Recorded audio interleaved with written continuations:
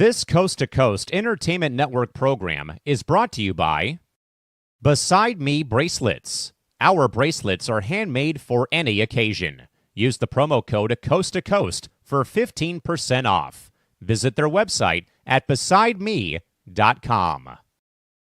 Suzanne's Paparazzi Jewelry. With 24-hour shopping available, use the code 160920 and show her some love, like she showed us. Reaper Apparel Company, a commitment to live your most authentic way every single day. Visit reaperapparelco.com for more information and a look at all of their apparel offerings. And by Good Day Embroidery, your local source for custom embroidery, screen printing, and more. Log on to gooddayembroidery.com for more information. Hello and welcome to a special interview I have set up with my good friend. He is going to be the lead bear in the new Arena Football League come 2025 for the St. Paul Bears.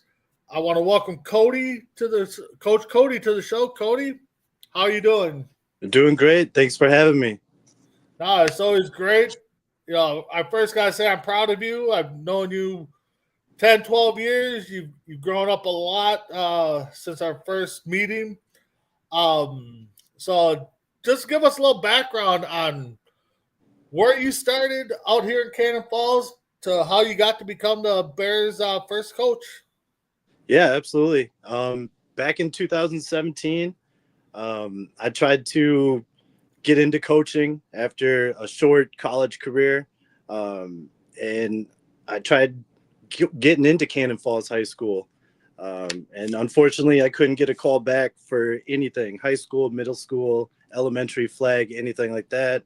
And instead of giving up, I just decided to go on Craigslist and look for college openings, semi-pro. And one night I was just about to go to bed, decided to refresh the page, and opening popped up, Minnesota Vipers, defensive backs coach. And I responded to it, got a reply right away. Turns out the owner was getting ready for an overnight shift. So we talked most of the night, and by 5 a.m. I accepted the position. And then I went to the next year, I went to the Twin Cities SaberCats defensive backs coach. The 1 year after that, I went down to the Med City Freeze down in Rochester. I was with them for a few years. And then last year was my first year with the Minneapolis Warriors, defensive backs coach, helping out with the special teams. And then this year, during the summer, the Bears were communicating and ended up taking the head coaching position. Oh, all right, good for you, good for you. So thank you.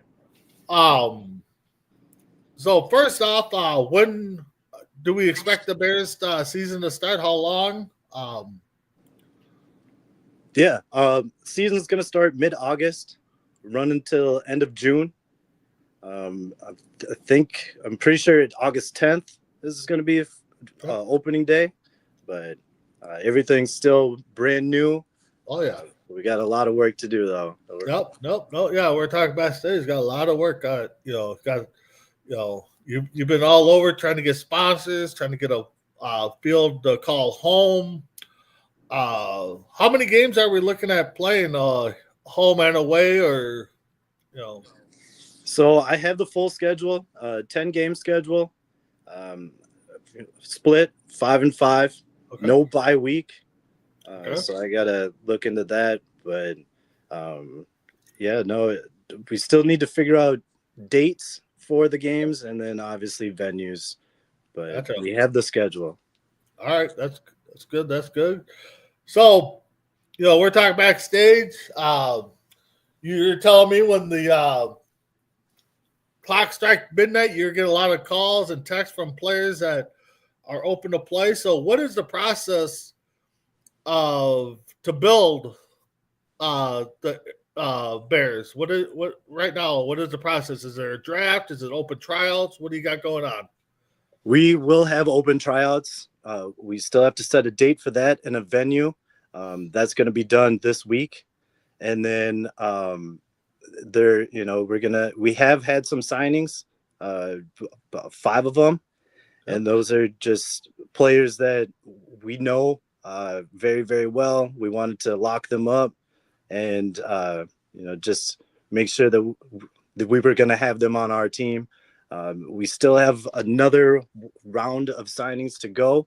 But it's a slow process. We're looking for,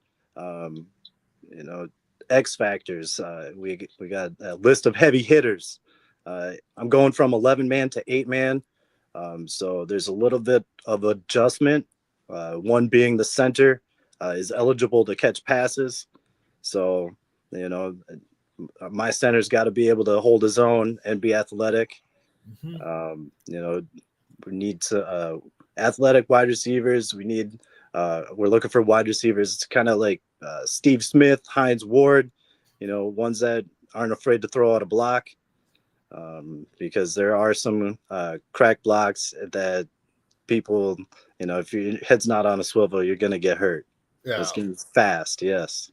So what is the roster size that you're looking to set here? I mean, of course, it's not going to be the 53-man roster that you typically see with football, but what's the approximate roster size you're looking at? So we're thinking 25 to 30. Okay. And like you said, it's not going to be full 53-man roster. Only 8 on the field, so it can't be that big. But I would guess a person that can probably pull a Deion Sanders and play both sides of the ball is probably somewhat of a plus in this type of situation. Yes, absolutely. Okay. All right, so let's start. Picking your brain here, without you giving out too many of your secrets. Of course, offense, defensive line, big, strong suit. So what type of guys are we looking at to fill those roster spots? Well, linemen, offensive linemen, defensive linemen, fast, need speed on there, strength. I'm looking for people that, especially on defense, ones that are just looking to cause chaos, just create havoc for anybody. And I so far we have a good list of players. I do have a list of potential players that have reached out to me. It's at 50 right now. Nice. So tryouts are going to be packed, and I'm excited for it. I'm excited. So we're kind of looking for that water boy type. Adam water boy just to cause chaos out there. So. Yep. Kicker is going to be extremely important. The field goal is narrow, and it's what, a 60-yard field? Yeah. Okay. Let's see. The roof can be very, very low. So I mean, the kicker's got to be able to adjust for that. At least they don't have to adjust for the wind. I mean, right. So quarterback, I mean, obviously you don't need a guy that can sling it, 70 yards standing there. So, what kind of quarterback are you kind of looking into? A scrambler, a guy that can hold his own, a guy that can obviously make quick decisions because, arena football is a fast game. So what kind of quarterback are we looking at? I'm looking for a scrambler. Okay. Got to be able to move. It's like you said, it's quick. They're going to be in the backfield very, very quick. Smart decision maker, composed, good arm strength. But I actually, arm strength is right up there with it. Yeah, you got to be able to zing it in there. Yep. The field's just not big enough. 60 by what's the width? 20 yards. Yes, 20. Okay. So it's going to be definitely quick. Of course, you kind of talked about some receivers. So what are you looking, for your receiver / center who is eligible? I mean, definitely good hands. like you said, someone that wants to lay in a punch there, or not punch, but a nice block. But so what are you looking for your receivers, and maybe running back? I mean, maybe they're kind of grouped together now. Yeah. Running back, got to be able to catch out of the backfield. That's one major thing. We actually signed number one running back ranked in the nation, Isaiah Sims. And we got a pretty decent list of running backs that we're eyeing up. Got to be physical. That's a must. It's absolutely a must. This arena's way too violent. You know what I'm saying? You got to be physical, hands down. Wide receivers got to have hands. Got to have hands. Leaping ability. That vertical's got to be up there. Speed as well, but I'm mainly looking for wide receivers that aren't afraid to catch over the middle. Sometimes those slants can get you. Yep. Yeah, because you got the wall right there, 5 yards Mm-hmm. away. So I mean, you're getting a tackle and tackle into the wall. I mean, that can't feel the greatest. Right. Got to be looking for that contact because, like you said, those walls, even in the back of the end zone. Some of them fade routes, post routes. You're catching it right there at the wall, and you're flipping over. They got to be ready for it. Okay, yeah. So, I know you talked about you got, some of your coaching staff aligned, set up. What else are you looking at on the coaching side of things? I mean, what does your coaches have to be considered? Well, I mean, obviously they got to have some type of a background in the arena or semi-pro atmosphere. Looking for character building coaches. I guess that's pretty hard question. I want coaches that care. I want coaches that want the best for their players. Just respectful. I have no time to deal with any drama. You know what I'm saying? Stuff like that. I mean, we talked backstage. There's a lot going on here. So yeah, you're doing a lot. So, you done the 11 man. You said you coached your teams have played a couple arena games. What are some of the offensive and defensive formations that most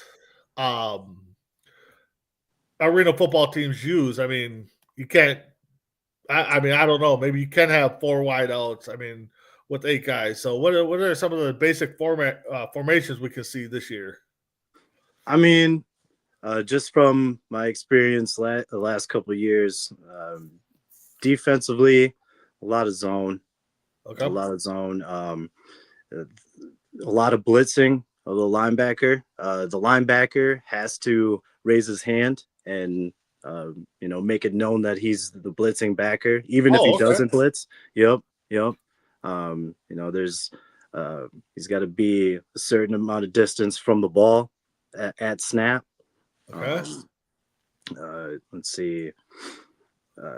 Offense. So the blitzing only comes from the linebackers, or can it come from the D-backs, or it could come from the D-backs. Okay. Yep. But they have to make it known. Okay. Offensively, I mean, you could see anything, like the motions, just the wide receiver motions, like we talked about in backstage. They're crazy. You got wide receivers lining up 10 yards back, maybe even further, and just running full speed. Got to have that timing at the snap, and you mostly 3 wide receivers. Okay.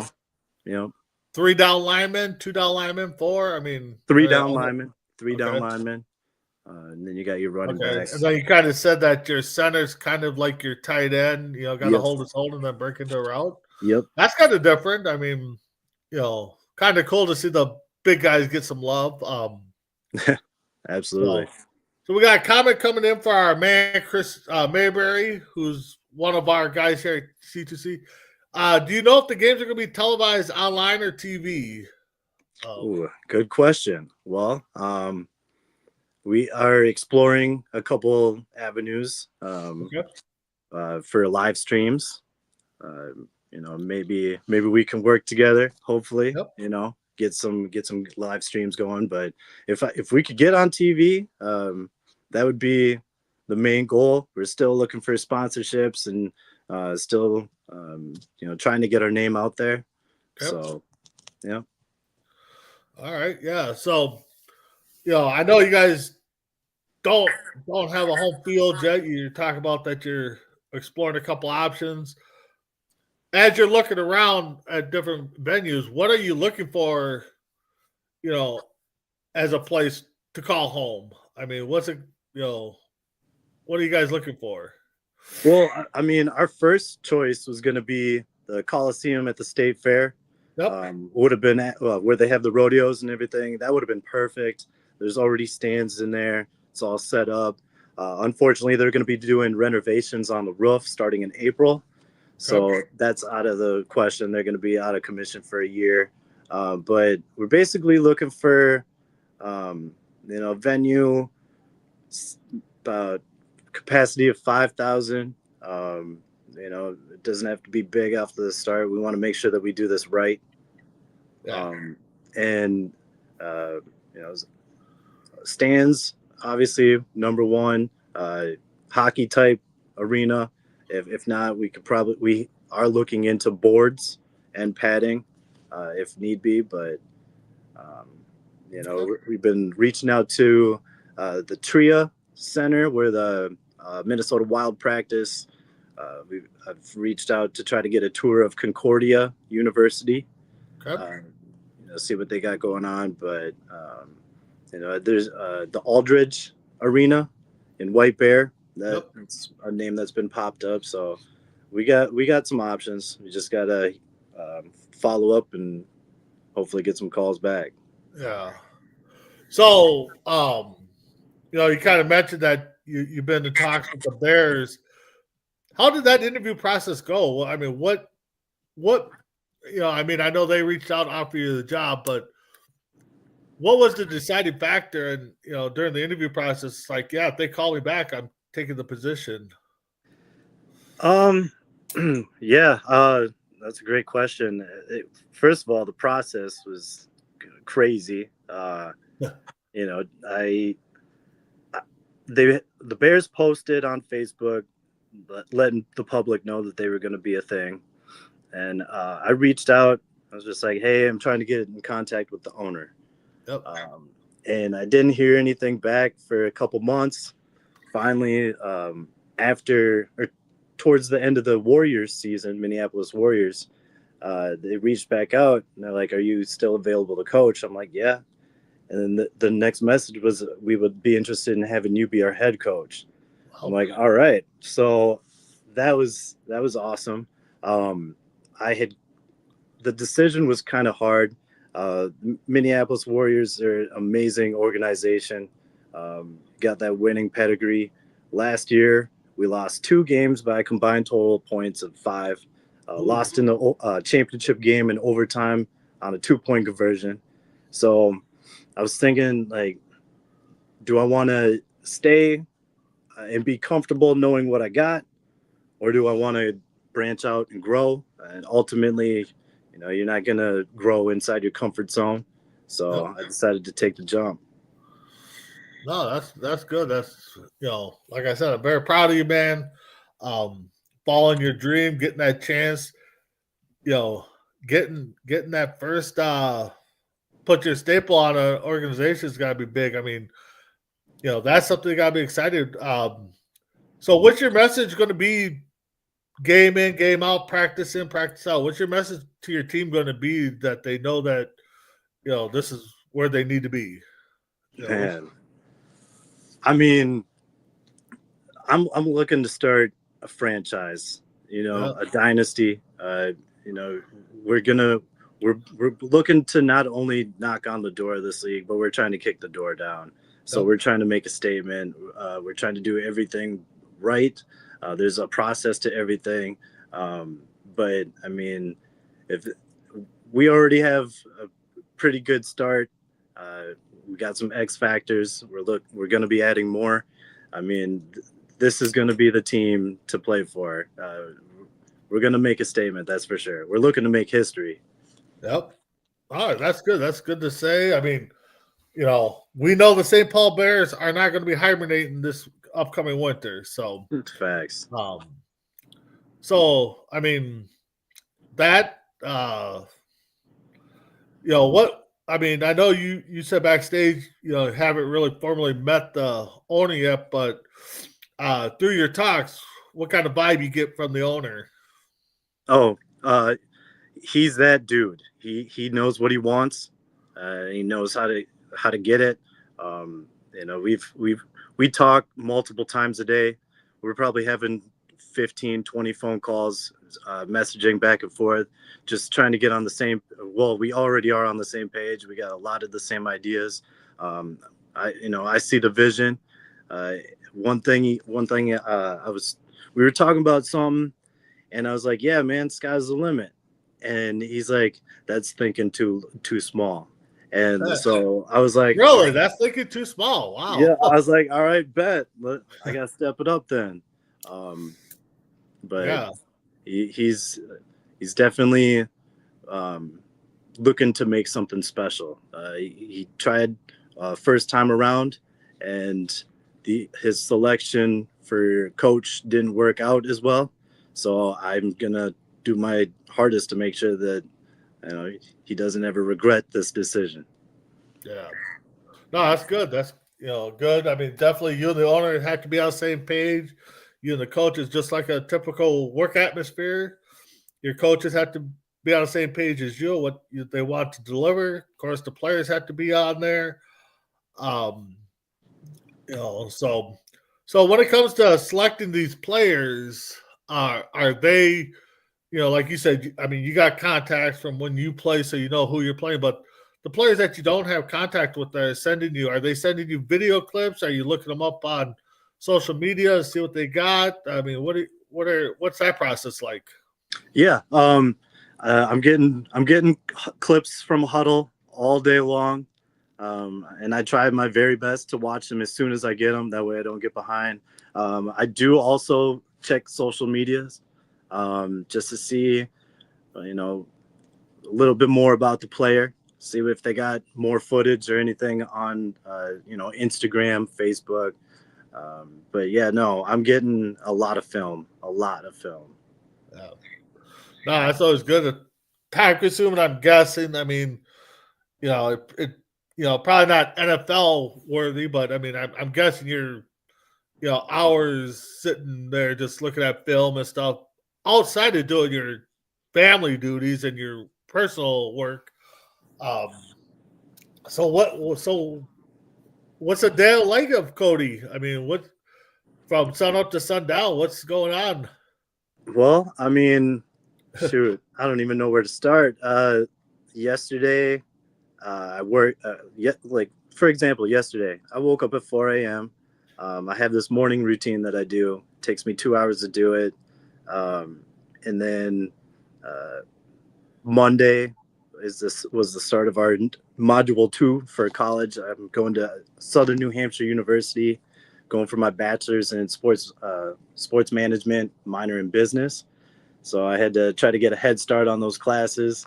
I ended up having to work yesterday, 3 p.m. to 7 a.m. this morning. So I still haven't been to bed. But I mean, I'm working. Right now, I'm still the defensive backs coach for the Minneapolis Warriors. They actually have a game down in Nebraska against the Omaha Beef March 2nd. It's a Sunday. And so I'll be traveling with them to get, just more experience, more exposure, acclimated to the atmosphere. Because, I mean, those fans are right next to you. Like, they can touch you, they're so close. But after that, like, I've been watching film with them, trying to get our DBs ready. I recently got hired for a second full-time job. Like, I stay working. I stay working. I don't sleep. I nap. Yeah, well, you don't want to stress yourself out, especially being the head guy and have to make all those decisions. Don't stress yourself out. And so again, without trying to give out what your playbook might look like, I mean, is there a chance, from what you can tell, is there a chance for some trickery plays? Is it pretty much no time for that because of how fast the game is going? I mean, what kind of are we looking at a run style offense? I mean, what are you kind of looking at being your first time around here as a head coach? Well, definitely. I'm a gambling man, so I'll probably do a couple trick plays here or there. But Okay. you're 100% correct. Everything's so much faster. The game clock, everything. You got to make your call to the quarterback and the offense real quick. But it's a passing league. When it comes down to it, it's a passing league. We will be running it. I'd say balanced, but we're gonna do our best to keep people on their toes. That's for sure. But leaning on the pass. Okay. So yeah, I mean, from my experience watching football, arena football and stuff, it's not low scoring either. I mean, you could get 50, 60 points up and still lose. I mean, so how is that going to adjust your end of the game speeches, where you put up the points but yet you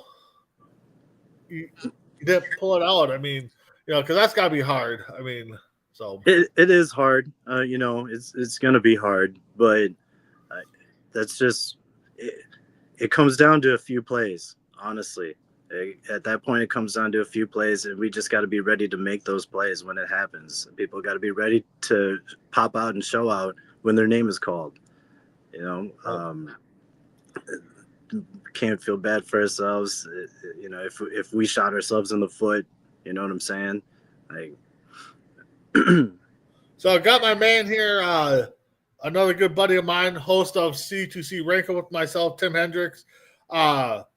Do you run an analytics situation down in yardage? I mean, so when you come down to calling a play, what's that going to be like? What are you going to factor in? Well, we're like I said, we're still in the beginning process. I'm going to be meeting with my offensive coordinator and defensive coordinator to come up with that. I just got to wait for him to come back from vacation. So I guess let's start this way.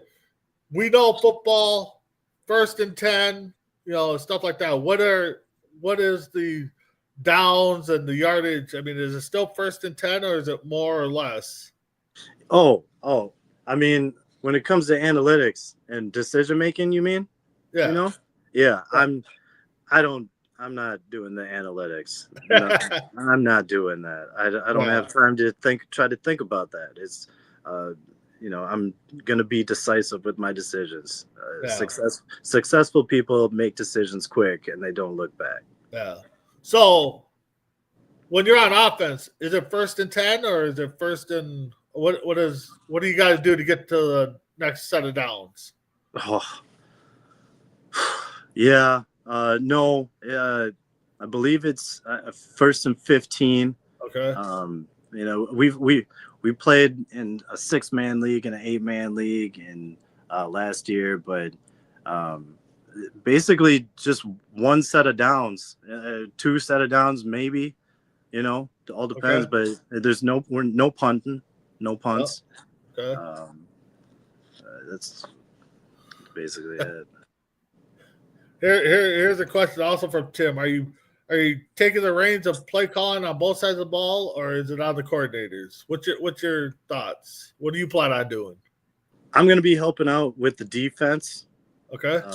But our offensive coordinator, Coach Fred Rashaw. He'll be calling the offense. Okay. But of course, you'll have opinions on both sides of the ball during your coaches' meetings and stuff like that. And, 100%. Yeah. Yep. So, that's cool. That's cool. So, so I know we're still months away, but does each day get a little bit more antsy that you want to get out there? I mean, I'm guessing you said August. So I'm guessing like 4th of July is going to be like, okay, I want this first game out of the way. I mean, so what's your mindset right now being this far out? I mean, I'm trying to get some preseason games going. I've already reached out to multiple teams. I've reached out to the Iowa Woo, the Iowa Barnstormers. I've reached out to the Green Bay Blizzard. Just trying to get maybe like 5 preseason games going, just to get our players to mesh. Just get ready for that season. Okay. So speaking of that, 10-game season, is there a certain amount of preseason games you can play, or is it just kind of like, hey, if you can book them, book them? That I'm not 100% sure on. Okay. But I would lean towards if you can book them, but I'll have to double check with that. Okay. Gotcha. So that being said, so where can we, outside of our communications between me and you and my network with C2C, where else can we find information on the Bears? Yeah, on Facebook, St. Paul Bears. We got a website, stpaulbears.com, and we'll be working on an Instagram page. Okay. All right. Tim's got another question here. What is training camp schedule going to look like? So your practices, stuff like that. What's your kind of brainstorming right now? What your practices and training is going to look like? Well, as of right now, we're thinking 2 practices a week. We haven't set tryouts yet. We haven't set any dates, like set days for practices.